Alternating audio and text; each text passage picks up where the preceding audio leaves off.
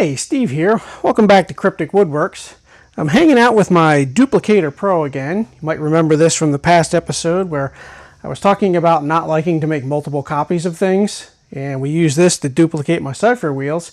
Really helped out. I had a whole lot of cipher wheels done in like a day, which would have taken me weeks, so pretty impressive. But I mentioned last time that this has a time function on it. Now, when I previously did it, the vendor hadn't updated the firmware to make full control of that yet, but they got in touch with me and asked if I wanted to be a first volunteer to see how the time function worked.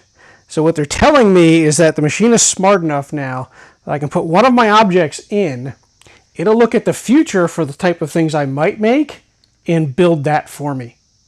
Now, it's a little bit of a head scratcher. I mean, it sounds pretty weird, but I'm willing to give it a shot. I mean, they said it shouldn't blow up my house or destroy reality as I know it. So, yeah, I'm going to go with them, you know? So let's open up here.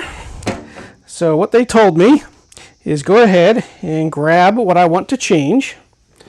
And I have one of my old tea boxes here. Spin this fella around. So as we can see, even still has tea in it. Pretty sure that shouldn't be a problem. I mean, it's not like I'm going to get a fly stuck in here or anything. So, and then they said what I have to do is make sure I'm set to duplicates 1, that my time lock now is going to be on. So we didn't have that on the last time. And now, since this is a little bit of a bigger item, I'm going to have to raise my gantry all the way up. Luckily, this machine lets me do that, even if it's a little manual for my taste, but maybe they'll put that in a later version, sort of an auto raise mechanism. So let's get this all the way up. Remember to heed the warning.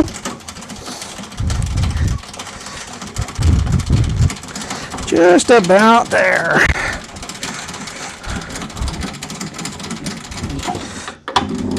There, we've got it, and this one just fits, so glad they make this, 6.5 near 7-inch size on it.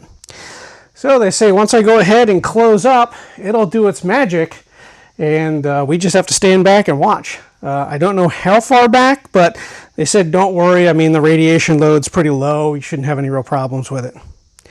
So let's close that up. And now we wait.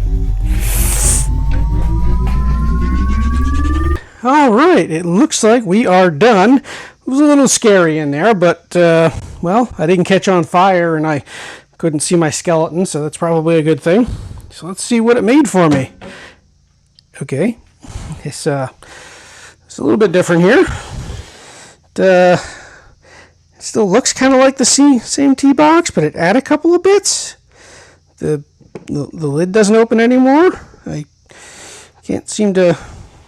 If the lid doesn't open, I can't open the drawer. Now there's some extra pieces on the sides. Looks like we've got some things that moved that added some bits on here for me. I guess in the future I plan to make puzzle boxes. Best I can get out of this, but apparently I'll have to take this aside and see if I can solve it. But maybe we'll leave that for another video. Most I can say is this machine definitely seems to work. I don't know what it did, but it definitely seems to work. So thank you for watching, and as always, stay dusty.